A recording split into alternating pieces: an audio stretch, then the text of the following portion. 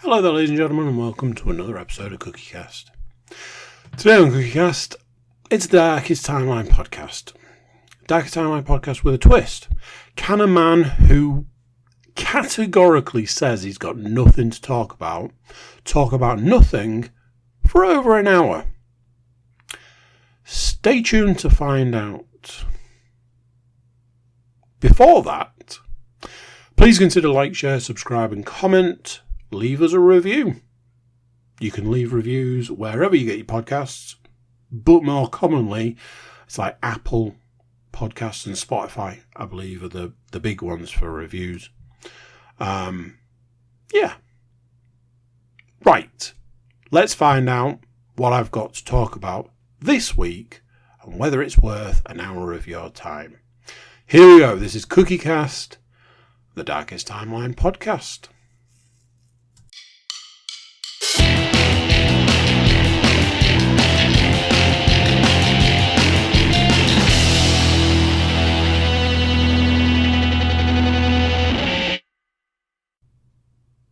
Hello. How you doing? You alright? Excuse me. Yeah, another one of those. Oh, I'm definitely going to start this podcast early. He said. It's finally happened, ladies and gentlemen. It's finally happened. I have completely exhausted everything to talk about. I've reached a point now where there is nothing to talk about. And honestly, whereas week in, week out, I'm like, oh, I'm going to talk about it, then I do an hour and a half's worth of podcast. I honestly don't believe I can drag out the three things I've got to talk about. So, why have I got nothing to talk about? Have I been locked in the house for a week?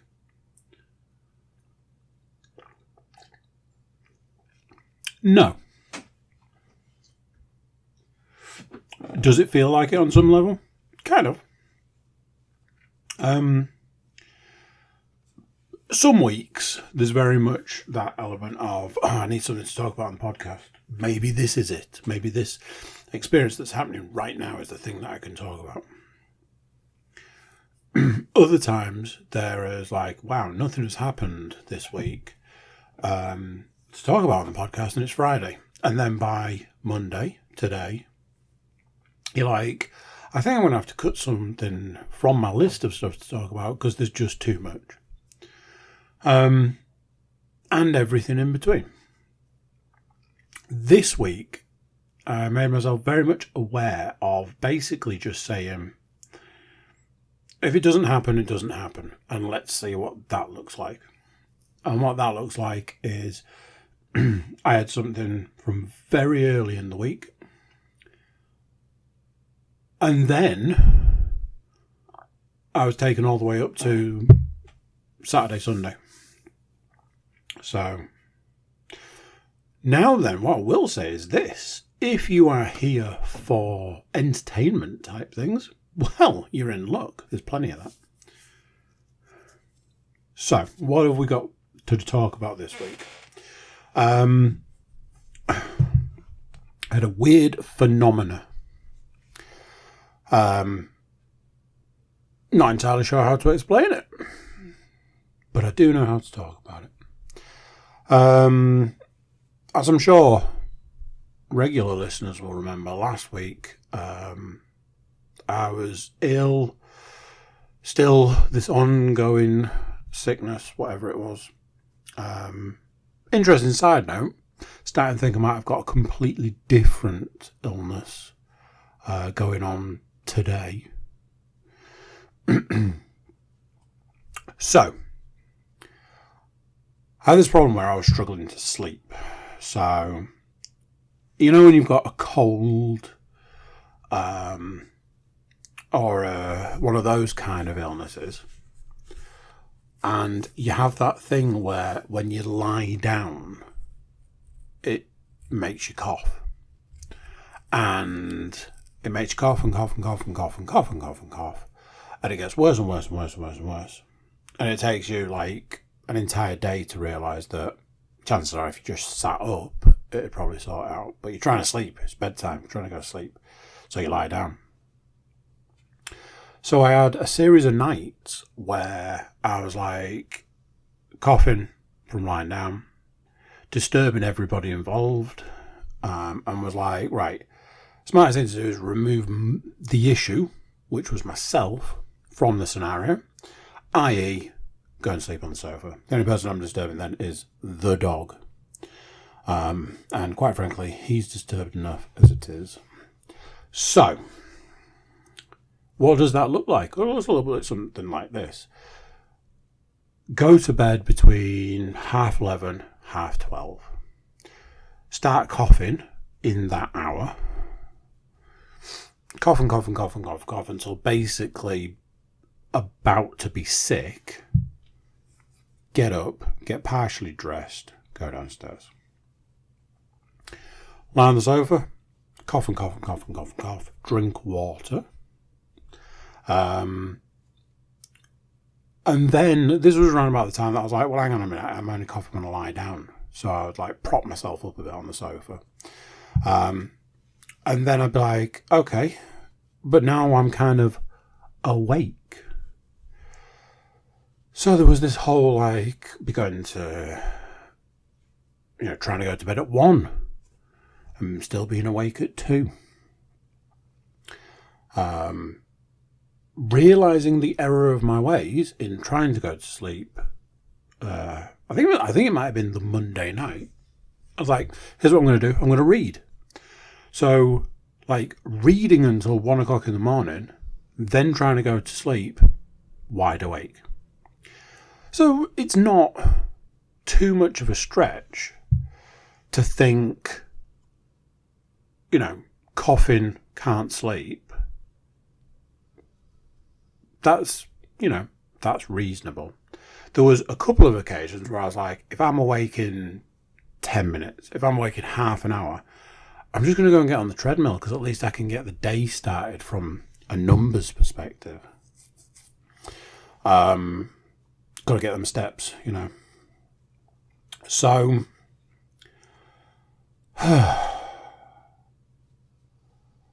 that was the situation on the nights. On the day, well, as we know, I have an alarm that goes off at 5:30 for, fun. But I was getting up. So if you go to bed at 2 and you get up at 5:30 and you start the day at 5:30, whatever that looks like, go out the door running, go out the door to, go out the door to run. Go and run and work out and all this. Go to work. That sort of stuff. The thought process would be, okay, I was up late, I was up early, I was expending? That's not the word. What's the word? I've been really struggling with words recently. I was in a meeting at work today and I couldn't form proper sentences. I looked like a right muppet. Expending? Now I'm starting to think that is the right word. Anyway, you're using energy. So energy out, small amount of sleep. I think we all know what's going to happen. 3 o'clock in the afternoon rolls around. Tired. Need a nap. Need to go to sleep. What was strange was almost the opposite was happening. What do I mean by that? Over those days, I felt like the most rested I've felt in a long, long time. So day one, you think, that's absolutely a blip. It's just a weird phenomena. like I said, a phenomenon. Oh, it's all going to hit me tomorrow. Oh, it's all going to hit me tomorrow. So when it happens on the second day rolls around and it's the same. You're like, whew, it's going to only be a bad sign. It's definitely going to hit me tomorrow. By day 3, alarm bells start ringing. Alarm bells are going off.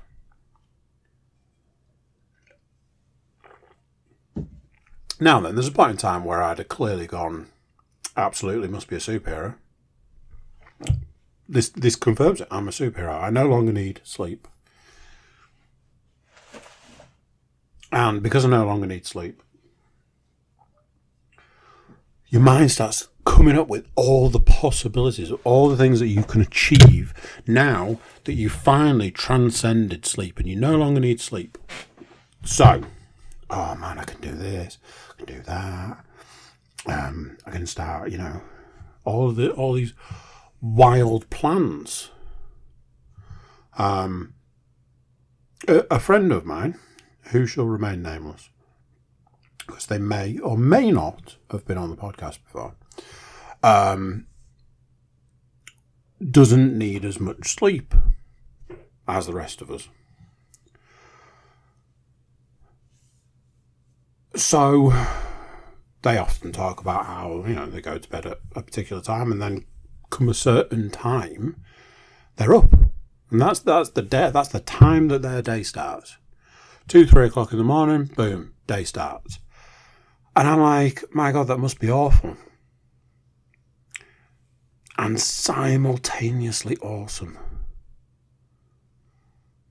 There is that part of me that wonders, what would you be able to achieve if you didn't need sleep? So this is what I start thinking. I'm like, oh my God, I can achieve all of these things. Maybe this, maybe that, maybe the other.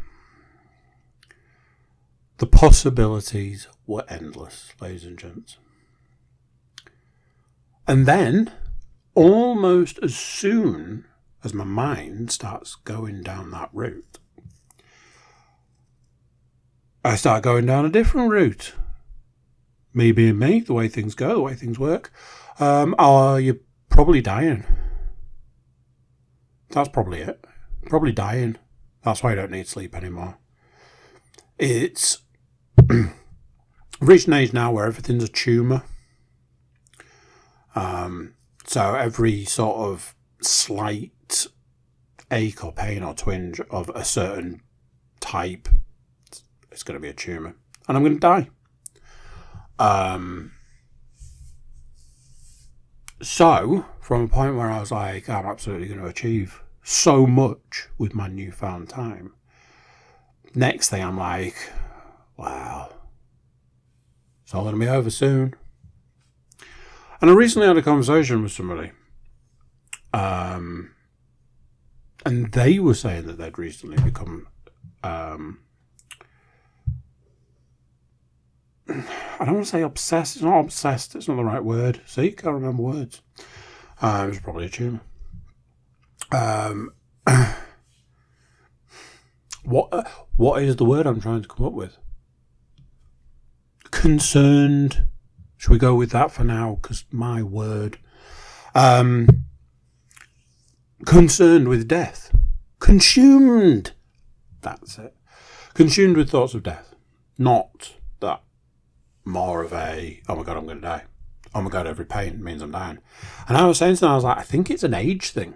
I think you reach a point in time and you say, this is it for me now.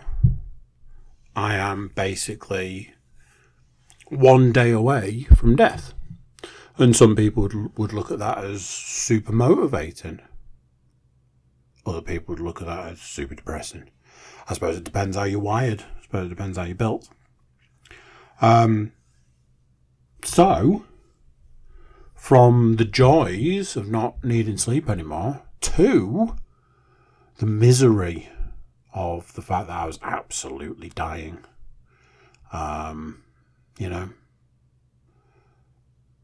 reflecting on my life, that kind of thing.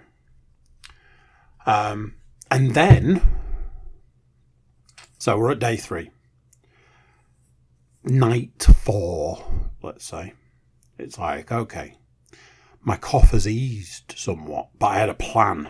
I was like, the moment the cough starts, I'm going to get up and I'm going to utilise this newfound time, newfound energy, because I wasn't tired. This was part of the problem. Wasn't tired. So, plans in place, ready to go. You already know what's coming. Because my cough had eased, just managed to go to bed and go to sleep. So, yeah, pretty much everything back to normal. Some would say that's an anticlimax to the story. I would look at it this way. I think it highlights life at this point in time. Life at this point in time is very much a roller coaster of, hey, look what I could do, look what I could achieve if I had more time. The pendulum swings the other way to, I haven't got more time because I'm dying. Life in your 40s, ladies and gents, for all of you that aren't. So, definitely would have spoken about this before, but I thought it was important to talk about it again. That's not a sign that, I've definitely not got anything to talk about this week. So, weekend, all the children, weekend. So, naturally, I'm like, right, we need an activity. Absolutely need an activity. We've got the majority of Saturday, the majority of Sunday. We absolutely need an activity. 100% above everything else, we need an activity. Reason why? Because I am not going to be in yet another position of what are we doing, and getting to the other side of the weekend, having done nothing, and been like, should have done something. So I was like, right, you guys need to decide what we're doing this weekend. You can do anything you want. Pick an activity. In fact, there's even some money. Grandad sent some money. Here's some money. So you don't even need to worry about that. If you want to do an activity, there's money. Grandad sent some money. And I love the cross section. The cross section of my 3 older children is my eldest has reached a point which part of me knew was always going to come. It was always on the cards. Part of me knew always going to happen. Another part of me definitely didn't think it was going to happen. And that is, my eldest daughter has had this thing with fashion for a very long time. Which, like I say, part of me is not surprised about that in the slightest. I actually feel that I'm probably responsible in some way. There is another part of me that's like, she's definitely not going to be like that. But she's reached this point where a particular part of fashion is what she's all about. So she zeroes in on this. She's like, hey, let's go to the shops. Let's get some fashion on the go. I'm like, okay. I'm happy with that. I'm down with that. I'm good with that. We can do that. No problem. You've got some money. If you want to spend some money, get fashion things, I'm down. Middle daughter, what do you want to do? I would like to dress up. Okay, not as much of an activity as I was looking for, but if that's what you want to do. Youngest daughter, what would you like to do? You can do absolutely anything you want. Do an activity. There's a bit of money. What do you want to do? You tell me. I want to stay in the house. Like, proper, like lockdown kind of situation. She's like, I want to stay in the house. I do not want to leave the house. Don't make me leave the house. I'm like, okay, that's pretty much the opposite of what I'm looking for. Okay, but I don't want to leave the house. Cool. So we've got, let's go shopping, let's dress up, and let's stay in. Cool. Now then, something that I've learned over X amount of time is this. Not having an activity is a terrible idea. It is the ruin of everything. Absolutely everything. But, and this may come as no surprise, but there is a but, and that but is this. There is a time and a place to listen to what the small people are saying.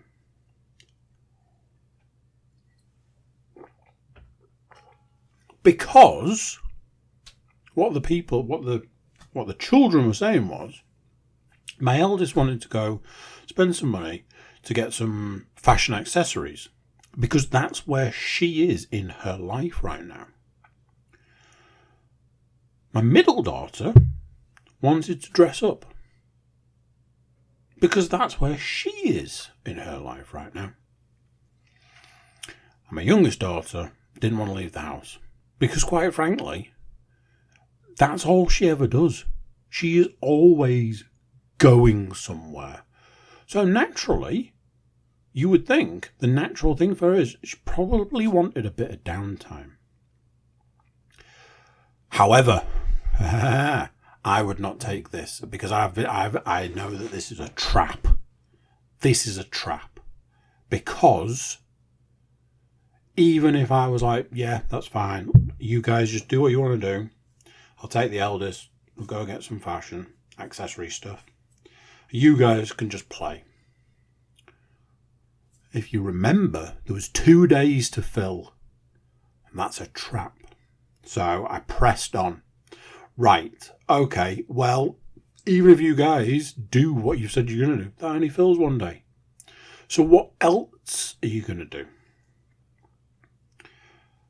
So the next thing, it's like, oh, well, I've got this activity from Christmas that I've not done yet.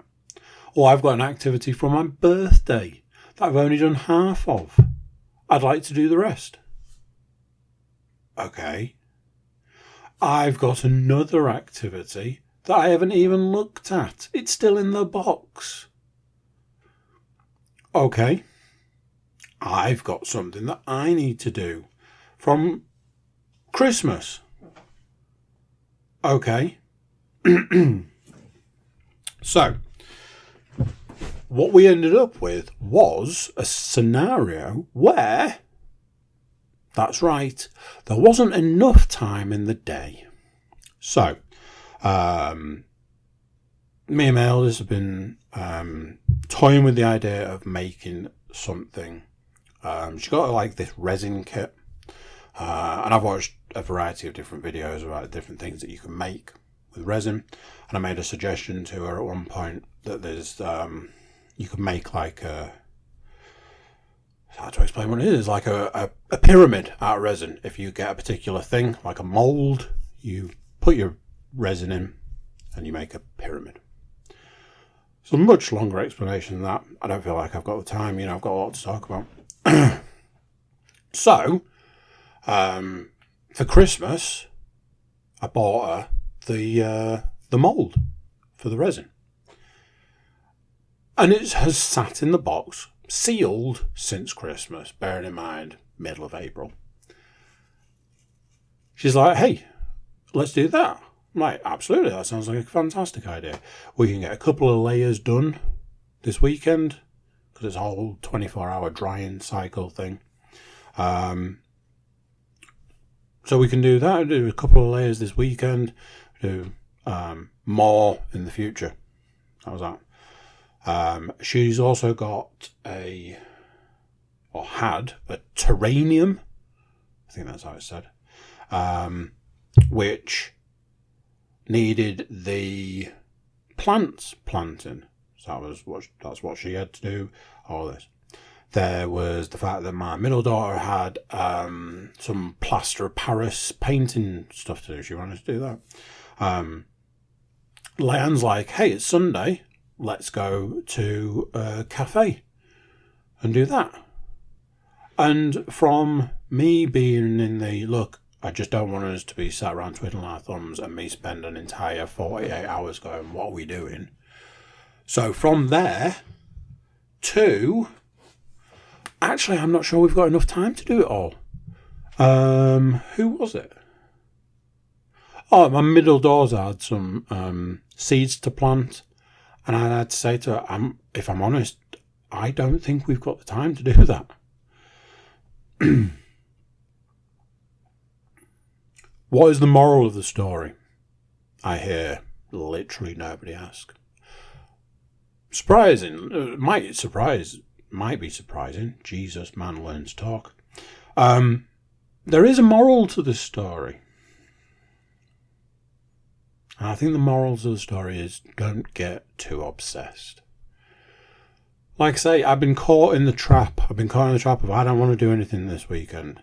And then by the end of the weekend, it's that, like, you want to kind of have a dedicated screaming pillow, or you want to go out into the middle of a field and do that screaming therapy that was big about 15 years ago. I've been there, and it's the worst. There was a Sunday, I might have mentioned it, there was a Sunday a few weeks back where I started the day by saying, what are we doing today? And at the end of the day, I think I'd said the phrase, what are we doing today, about 400 times. And ultimately, the answer was nothing. And ultimately, the answer should have been, I should have just left the house. I should have left them to it. And I should have gone and done something on my own. Because by the end of the day, I was tearing my hair out. And I was like, oh my word, I needed to do something today. But nobody else did. And I should have left them to it. And I should have gone and done something on my own. So there we go. The last thing to talk about this week, I know, the last thing to talk about this week is one of my favourite subjects. I'm going to bring it back. So I'm going to talk about how truly awful Sundays are from an exercise perspective. I actually think it's getting worse.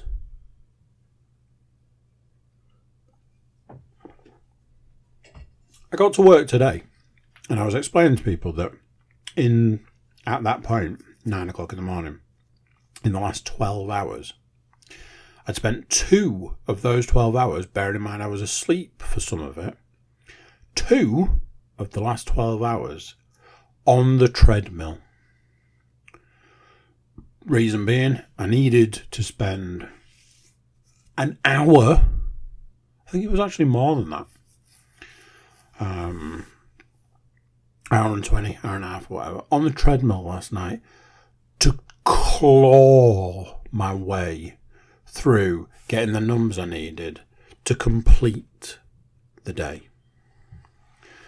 I was...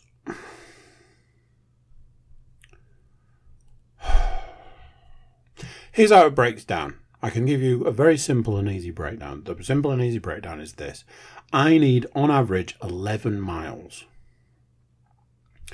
Whether that's running some of it, walking some of it, I need an on average 11 miles.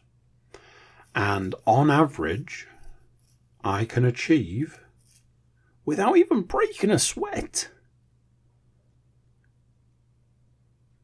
4.5 miles. Now, I'm not the quickest at maths, but I can tell you this. 4.5 miles is not 11 miles. And it's nowhere near 11 miles. That's the average. It depends on a lot of different factors. But ultimately, that's the average. Once upon a time, there was a situation where swimming would have done a big chunk of it for me. Yoga would have done a chunk of it for me. Two things that I haven't done for quite some time. Almost hilariously, halfway through the morning, my middle daughter said to me, "I'd really like us to go swimming." And I'm like, we could have gone swimming today, but nobody wanted to. So we didn't. Yeah, I'd really like us to go swimming. Cool. Me too. Not that me too.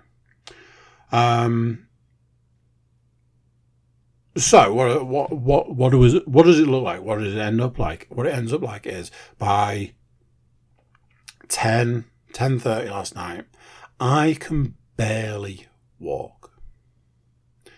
Knowing that in 7 hours' time, I'm going to be getting back out of bed. I'm going to be getting out of bed to go and attempt to run 5.5 miles.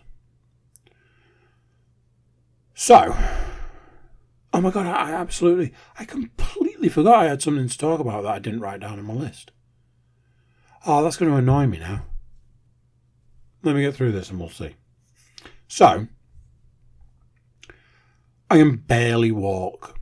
That's how I finish the day, knowing full well that I'm going to get up and have to do the same. Literally hours later. What actually happened was ever so slightly different. Ever so slightly different looks like I wake up and go, oh, I don't feel very well. And I feel that if I leave the house and go for a run right now, it's probably not a very good idea. Doesn't change the fact I still need to run, so it's probably a good job there's a treadmill. Jump on the treadmill. I assure you there was a lot less jumping than you'd imagine. I am... Oh, man. I know, like I say, I know I keep bringing the subject up and I keep talking about it, but the fact that there just doesn't seem to be an answer. Anyway, let's talk about something that I completely forgot to talk about that was actually partially interesting. Completely randomly, me and Leanne sat in the living room the other day and showed us something on YouTube on the TV. And you know when it does that thing where you finish watching the video that you've been watching and it gives you suggestions for other videos? There was a video there on the screen and it was talking about the science behind why you should pick your feet up when you run. And I was like, you know something? This video could either be really interesting or a load of horseshit. There's only one way to find out. So I put it on. Liam was like, I can't get on with this guy. He had an accent. But he was a scientist who talked about like the science of fitness and went through why it is you're supposed to pick up your feet when you run. And I was like, this is absolute horseshit. Because it was talking about how if you pick your feet up and you pick your knees up and you do all this, it uses less energy than if you just shuffle along. And I was like, it's physically impossible to exert more energy and use less energy. It's not possible. However, I'm a sucker for science. So if you can tell me scientifically that something works, I will test that theory. So, I went out the next day. I went for a run. I made a concerted effort to pick my feet up, pick my knees up. And I noticed two things. I noticed three things. One, the guy was right. It was less effort. I understood the science. There was a pendulum involved. I got it. Two, not only did it feel physically faster, there were points in time where I felt like I had to slow myself down, physically slow myself down. Number 3, when I got home and I checked the stats, my thing told me that I'd done my standard run in a lot less time. We're not talking a few seconds. We're talking several minutes less time. There you go. Science has been proven. That's it. That's the week. Not a lot to go through. However, we're not done yet. Last year there was a distinct increase in talking about albums. I remember there was a lot of talk about albums, new albums, not so new albums, albums that were just covers and other such things. Last year there was the release of a couple of albums that I really enjoyed. One of those albums, the Machine Head album that was released last year, it was absolutely phenomenal. So much so that I reached a point where I was like, I have to stop listening to this album because I honestly don't think I will ever stop listening to it. So I need to stop listening to it so that I don't murder it. And if you don't believe me, ironically, there is a Machine Head album that I listened to that much at a certain point in my life that I physically cannot listen to that album now. So like last year was for me personally, a big album year. And I'm talking like, I think there was 4 albums. And if you understand, from my perspective, a man whose musical taste is fairly firmly stuck in the 90s and 2000s, don't get a lot of new music. So, however, Friday last week, we did get a new Metallica album. Now then, here we go. Let's talk about it. So, I've listened to it multiple times since then, because that's what you're supposed to do. You're supposed to listen to a new album, get a feel for it. He says, I cannot get a feel for this album, no matter how hard I try. So, Metallica released, pretty sure it's 4 singles in the run-up to the release of this album. Honestly, my feelings towards those singles were mixed. I think the first one they released, I was like, man, this is good. Then they released another one, I was like, ooh, it's definitely not as strong as the first one. Then they released another one, and I was like, the third one, I thought the third one might have been slightly better, and then they released a 4th one, and I was like, not as good. So they have these 4 singles, but, 4 singles, you listen to them on repeat a bit here and there, and then next thing, when they come on, you sing along. Job done. The album's released. I start blasting it literally 7 o'clock in the morning, and away we go. First track, one of the singles. No problem. Job done. I cannot get a read on this album because there's what I want to say. But what I want to say I don't think is very productive. Also, I imagine if I reviewed this album now, I'd probably end up having to do a completely different review further down the line. So that's what I'm planning on doing.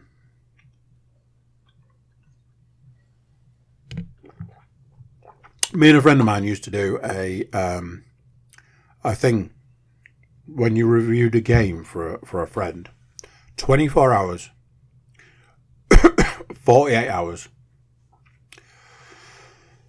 And I think the third one was like 72 hours to a week. Some games, you ain't going to get a week out of them. So I'm going to do a similar sort of thing. I'm going to do what's probably like a 72-hour review, which is ironic because the album's 72 seasons. Initial feelings. The singles are a lot better now the album's been released. One of the weirdest things about this album is that the third and second to last songs are two of the best songs on the album. Just feels weird. On a first listen through, I was getting towards the back end of the album, I was getting a bit disillusioned with the album.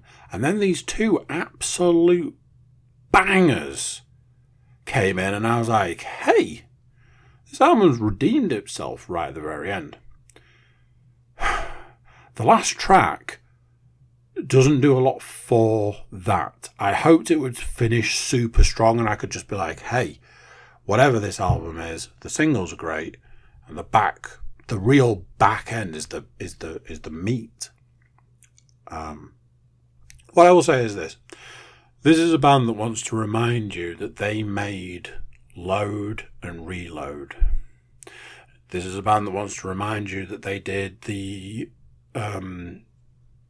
cover album, Garage Inc. And this is also the band that wants to remind you that they have put out two really good albums in their later years. So push all of that, condense all of that down into what I think is 12 tracks. And that's kind of what you're working with. What I will say is this, and this is the bit I think that I will end up retracting when I review this album later, further down the line. What I will say is this. There are huge chunks of this album that feel initially super forgettable. I can tell you what's going on with those singles. I can tell you what's going on with those two tracks at the back end of the album. I couldn't pick the other tracks out of a lineup. There is a super weird thing where it feels like the singles are louder than the rest of the album, and that makes no sense. It's a super weird thing. I think I only felt it when I first started listening to it. I don't think I feel it as much now. It might have been when I only had one earphone in. I don't know. I can't explain it. But initially I was like, why are the singles so much louder than the rest of the album? It might have been a weird download, which has corrected itself over time. I don't know. What it feels like is when the album's on and the tracks are on and you're listening to it, you're starting to get a feel, you can maybe sing along a little bit, you know, that kind of thing. The moment that track finishes, if somebody asked you a question about it, you couldn't tell them a single thing about it. And honestly, that's the weirdest thing. Because, I'm not going to sugarcoat this, Metallica have released some absolute doozies. Do we need to talk about Saint Anger? No, we don't. I think even they don't admit that it exists anymore.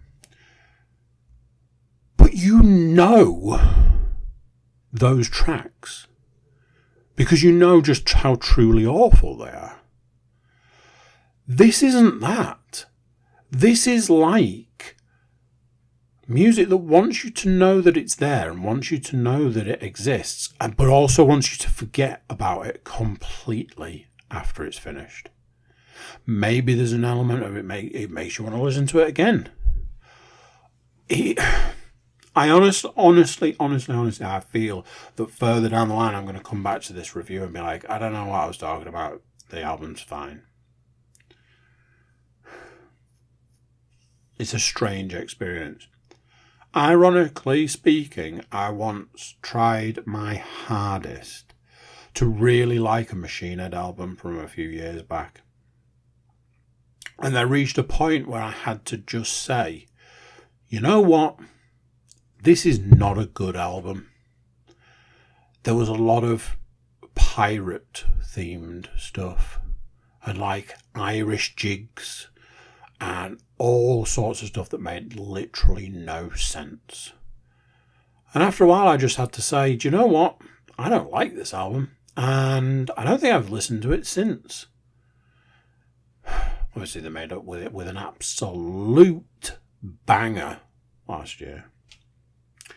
That is my current review of the Metallica album. I can almost guarantee that it will change. So look out for my next review of the Metallica album. TV-wise, literally nothing. Me and Leanne are still watching The League. Very much in the back end now. Back end of series 6, which means there's only one series left. So there's that. I have been watching something animated in my own time. Not going to go into that. So we're going to have to jump straight to the movies. And have I got some movies for you? So, anybody remember I was watching the Rockies? Good. I watched Rocky IV, which, can we agree, is the definitive Rocky movie? I had a conversation with someone today who I knew would appreciate that I'd been watching the Rocky movies. And they said, 3's the best. And I was like, is it? Because I truly believe that Rocky IV it's got the formula right. First 3 films, testing things here, testing things there, but the formula is absolutely perfect by Rocky IV. The only thing I wish was different between 3 and 4 is I wish the opponents were different. To me, Mr. T, Clubber Lang, was the definitive Rocky bad guy, if you like, opponent, if you like. He was the one. Whereas Ivan Drago can be summed up in one simple, tiny scene, which was that he was chemically enhanced, shall we say. And ultimately, the moment that came into it, was like, oh, well, then it's not fair. So, it doesn't count. There's that part of me that wants them to have switched those two bad guys round. I did watch Rocky IV. Rocky IV has hit the point of, yes, we can absolutely do the definitive Rocky, because there's not one, but 2 training montages. There's also a musical flashback. Gotta love that. It's the definitive Rocky. I watched it, thoroughly enjoyed it, job done. Now then, we have this difficult point in time, the difficult thing to discuss, and that is, what did you do about Rocky V?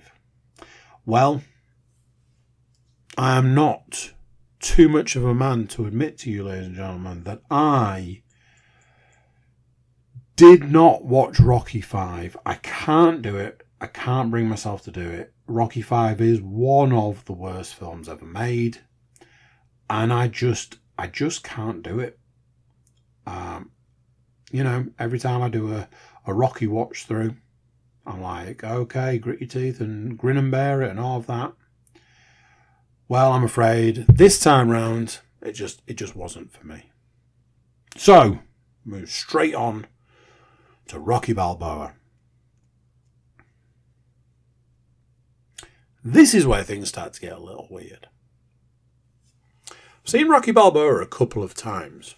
Rocky Balboa reminds me a lot of the first Rocky, because there's not a lot of boxing going on. There's a lot of friends and family and emotions and all of that stuff that's happening. Not a lot of boxing. The training montage in Rocky Balboa is short, is probably the best way to describe it. And something I realised watching it this time, every Rocky film has a bad guy. Rocky 1, Apollo Creed. Rocky 2, Apollo Creed. Rocky 3, Clubber Lang. Rocky 4, Ivan Drago. Rocky 5 even has a bad guy. You could essentially say it has 2 bad guys. 3 if you want to go nuts. Pretty sure you could class Paulie as a bad guy in the 5th one. And every other one. Anyway, we're not getting into the Paulie issue. Rocky 5 has a bad guy. Rocky Balboa does not have a bad guy. Rocky Balboa has World Heavyweight Champion, who is very clear with him. Look, this is an exhibition. I'm happy to carry you. I'm happy to give the people a good show. But don't get ahead of your station on this one. If you come at me, I'm going to teach you a lesson. That is not him being a bad guy. That is him being perfectly straight. That is him saying, look, we can all do well out of this. We can have a great time. Give the people who have paid the money to see us a really good show, and that's that. But don't forget, I am the heavyweight champion of the world. Not a bad guy. That is a very respectable thing to do. It's nothing to do with him that Rocky's like, I'm gonna beat this guy. I'm gonna beat this guy. Also, we have to kind of ignore the very, very strange relationship situation that's going on in Rocky Balboa. Don't even know where to start with that situation. And I guess we just have to kind of move on. So let's move on. Obviously, once you watch Rocky Balboa, you have to watch Creed. It's the done thing. Recently, there's been a little bit of controversy around the Creed films. Not the first one, not the second one. I think we can all guess which one I'm talking about. Sylvester Stallone has been very vocal about his opinions with regards to certain things. Sylvester Stallone is not in the third Creed film, and Creed has basically become Michael B. Jordan's franchise. I believe he directed Creed 3, and that's that. Rocky is no longer part of it. Sylvester Stallone has a lot to say about it, but that's not what we're here to talk about. We're here to talk about the first Creed film. I have seen the first Creed film and the second one before. However, watching it this time, realised, didn't remember a lot about it. I remember the gist. So there was the whole, Rocky not being well. Completely forgot about that. Absolutely, completely forgot about that entire side to the film. There's the love interest, Valkyrie from the MCU. There was something else I was saying to them that I'd completely forgotten. The weird sort of contender setup. There is a lot, again, there's a lot of kind of callback to that first Rocky. Adonis Creed, or Donnie Johnson, whichever name you want to go with, is very much a self-taught boxer. Personally, not entirely sure how that's going to work out, but hey, self-taught boxer. Who's looking to be trained to become a better boxer, and then ultimately, within the space of 2 legitimate fights, 1 legitimate fight, very much like Rocky, ends up in a situation where he gets to fight for the World Heavyweight Championship belt, title, whatever. So there's that aspect. It's very, very reminiscent of Rocky. There is a lot. I kind of wish I'd have just recorded the conversation I had with Len. There is a lot to go through and to break down in Creed. The weird kind of sub-story about what's going on with the heavyweight champion, and that, he needs to get a fight in quick, shall we say. The fact that The fact he's from Liverpool. The fact that his trainer is the guy from Rambo. Not the first Rambo. Not the second or the third. The fourth Rambo film. As Leanne said, she was like, "Oh, so I guess Sylvester Stallone just, still had his number. I just gave him a ring." It's not a bad film. It's perfectly serviceable. What I will say is this. This was around about the time where Sylvester Stallone started looking towards the future of cinema and started using a lot of CG. And oh my word, it's terrible. There's this really painful on the eye scene so far through where Rocky and Paulie are supposed to be looking at a bit of land, and it's hard to watch. It's hard on the eyes. Then there's a load of stuff at the back end where they're clearly doing the oh, he's absolutely surrounded by 50,000 people. They're definitely not computer generated. Again, painful on the eyes.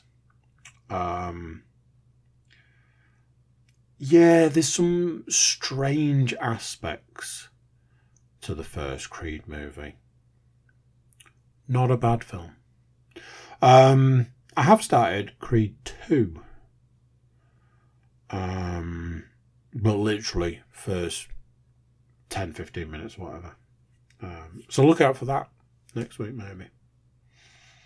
Computer game wise, so after getting the game for Christmas and having a variety of different breaks, I can tell you that I have finished Need for Speed Unbound. In some ways, that might come as a surprise. To me, as much as anyone else. Thoroughly enjoyable game.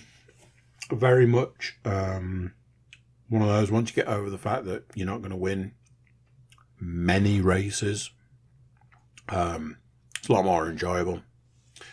I need to get this out early. Something I really wish they'd done is spread out some of the cars. So I had this situation where, early on in that game, I think I had one car, 2 cars to do B and A missions, races, whatever. And then, you get an A plus car and you get an S car and an S plus car. But that's for 3/4 of the game. And then, all of a sudden, you start winning cars and having an opportunity to go and do specific races to win cars. But by that point of the game, you've kind of got your core cars that you use for a variety of different tiers for races, and those lower tiers don't appear as often. You're more in your A plus, S plus kind of area, so you only need those tiered cars. So you've got this situation where all of a sudden you get flooded with a load of new cars, but you don't need them. And what would have made a lot more sense is if you got them earlier in the game to spice it up a little bit. I bought a couple of cars towards the back end of the game and then got to that point where I couldn't get enough money to upgrade them enough, and they weren't actually as good as a car that I'd won earlier in the game. It was a really good game. It was a great game. Really taught me a lot about how to look differently at games. When somebody says this is a racing game, you will not win. You go, what? What do you mean? You'll never win a race in this game. Okay, so what's the objective? The objective is to just get better. That's the object of the entire game.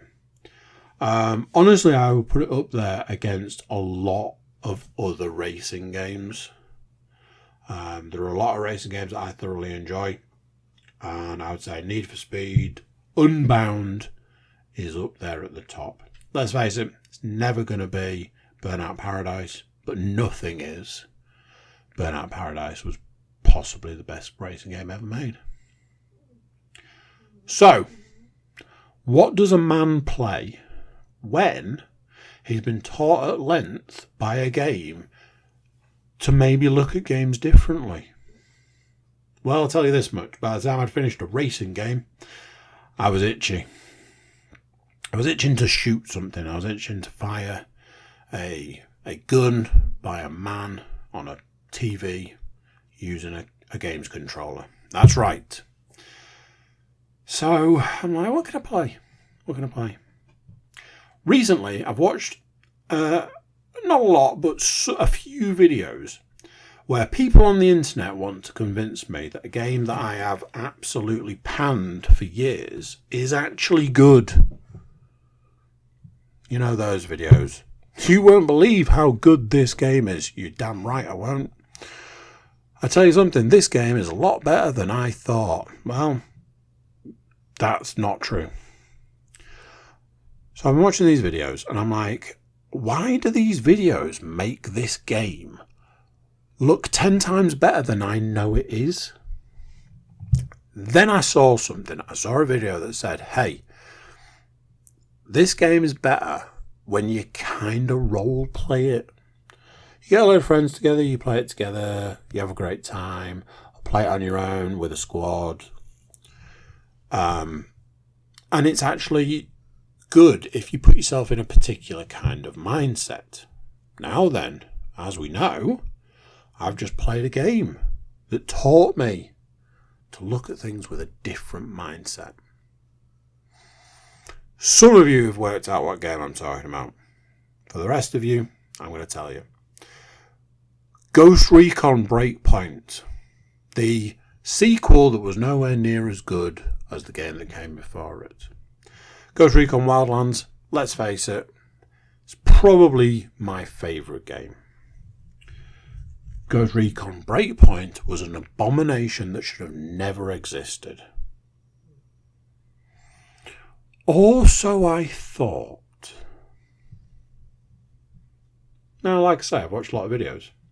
So there's an element of maybe peer pressure, maybe brainwashing, maybe a combination of the two. However, these videos made the game look fun, and I know that's not true. However, I also remembered, don't forget, you finished this game. You played it from start to finish, and you finished this game. That's interesting. There must have been something there. There have been a variety of different changes to the game over the years. I don't know if those changes make the game any better. And I certainly didn't think I was going to get anything from it. But there was something that told me you need to reinstall Breakpoint and give it a fair chance. Like I say, I played it, I finished it. Can't give it a much fairer chance than that. I was like, right, okay, I'll do that. I will do that. What I can say is this. There may be some brainwashing going on. Maybe some conditioning, some peer pressure or whatever. Or maybe it's just where I'm at. In life, in gaming. Maybe there is the element of me that has resigned myself to knowing that I'm never going to get a new game. Because new games are far too expensive, so I have to enjoy what I've got. Maybe it's that. Maybe that part of me goes, hey, you need a massive game to play because you're going to be in this game drought for a while, my friend. Who knows? But I've been playing Breakpoint for a few days now, and I've been really enjoying it. It's not as good as Wildlands. It's not as polished as Wildlands. The vehicles are still terrible. Some of the mission structures are just bizarre. Almost every aspect of it as a game are not as good as its predecessor. A lot of that doesn't make any sense. The fact that you can never get used to a gun that you're using because you change guns every 8 seconds. Maybe it's one of any of these reasons. I cannot tell you what the reason is, but recently I've been really enjoying playing Ghost Recon Breakpoint.